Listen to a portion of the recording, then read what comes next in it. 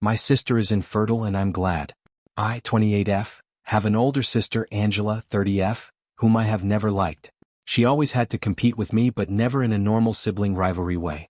Our entire life she always seemed resentful of my existence as the spotlight couldn't perpetually shine on her, so she had to step on everything I enjoyed. Per se, if I learned piano she had to learn piano, if I excelled at a subject she suddenly became a scholar in it, if I told my mom I had a crush, Angela would be dating that boy in a week. I would always tell my parents when she did this but I was disregarded because sisters copy each other and I can't gatekeep what she likes. She always monitored what activities I did and the clothes I wore so she could outdo me. If I wore a flannel, Angela would come to school wearing an all-flannel dress. It was 2010 and that was peak fashion in our school LMAO. There was also more praise that followed Angela. Even if I took the initiative to begin the activity first, she was praised because she was better. My parents would miss work to attend her dance recitals, going to every single one because the world would stop if they missed it. However, I remember maybe 2 of mine they attended because they were stuck at work or were otherwise preoccupied. Angela reveled in this. She would make comments under her breath around our parents. Whenever our parents weren't around she'd tell me how much she hated me and how I should stop trying because I would always come second to her. She also physically bullied me in school. Angela purposely tripped me, threw things at me, and hit me in the hallways on a nearly daily basis.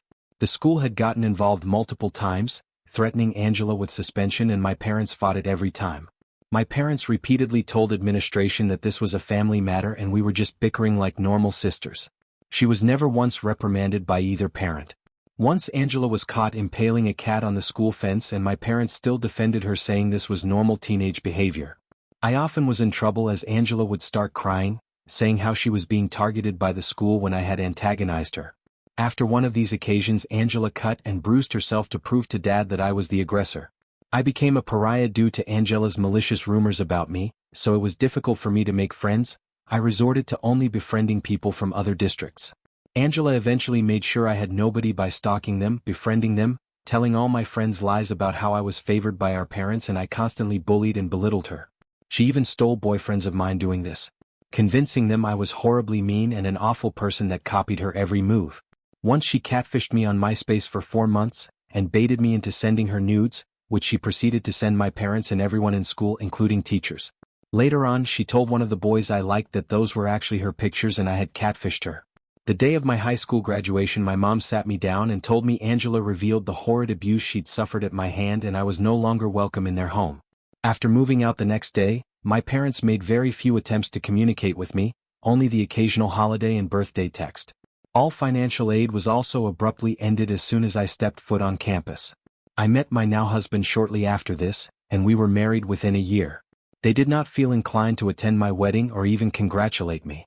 I informed my parents when I had my first child 8 years ago as an opening, but they have made no attempt to contact or meet any of my 3 children. Best I know of Angela now from what I've heard, is that she got married to one of the boyfriends she stole from me in high school, and she's been posting about her infertility issues and how she can't offer my parents their first grandbaby. After years of silence, I received a text at 8 this morning from my mother that I will copy and paste below. Hey, name, it's me, your mama. We haven't talked in a while and I surely miss you terrible. I wanted to let you know your sister just had a miscarriage earlier this week. Angie and Justin are struggling a lot right now. Send something a little sweet her way, I'm sure she'd appreciate it. Get back to me, I love you. I hate to say it but I'm glad she's suffering. I'm glad she doesn't get to be a mother. If she tormented me for years, what would she do to a child? Especially a girl?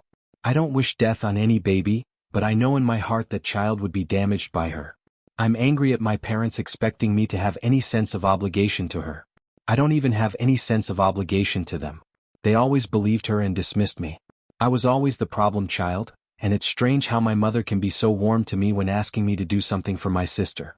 Also the fact they cared more about my sister's now dead fetus than my actual children, who wonder why they only have one set of grandparents. I feel some sort of guilt for it, but I refuse to offer any condolences to my destructive narcissistic sister who has been justified in her bad behavior since birth. Maybe this will change her, help her develop empathy or any type of emotion that isn't hate or vindictiveness. If that happens I would be more than willing to offer support, but until then I feel nothing but a small inkling of happiness that she's hurt. Am I awful for this? Update 3 days later in the comments. I decided not to respond to my mother. I blocked both of my parents and I thought it would end there, but when does it ever? Wednesday morning, my messenger was being flooded with texts from my parents' siblings. Most of the messages consisted of me being told I need to answer my mother's calls and how callous I was being. I proceeded to block all of them as well. My cousin heard this from her younger sister, who is subject to being around my parents and Angela for family dinners. My mother and her siblings all live within a couple blocks from each other and eat together most nights. I don't know if I can post the screenshot, so I'll type out the messages. In the message, Aunt Kathy refers to my mom. I hope that makes this easier to understand. Angela kept calling Opan abusive ingrate because she wouldn't talk to Aunt Kathy. Aunt Kathy said they need to start inviting Op to family *T so she comes around to being a surrogate. It got weird RQ because Angela said she wants to use my husband's sperm so her kid is tall and has blue eyes. Then Kathy was saying how they just need to be around her for like a year, then they can cut her off again or WTV. Angela kept saying Op is the only way she can have kids because she doesn't want to raise someone's trash baby. Reading those messages made me want to hurl. Do they think my uterus is some fish hatchery that can be bought with some kind words and casserole? It's nice to know Angela is too much of a narcissistic ass to adopt though. I'm officially done with every single one of them. If they try to come around me, I will get a restraining order before they can even darken my doorstep. Between the weak conspiracy they've come up with to try to use me like a baby bargain bin and the nasty words they continue to speak about me, I will no longer claim to have a family outside of the one I've created. I'm sorry if this is difficult to read, but reading that again just got me so worked up. But y'all finally got the update you asked for, so that's the silver lining of this, I guess. Anyways, thank you guys again. Comment 1. She better get that restraining order quick. This is going to escalate with that psycho family.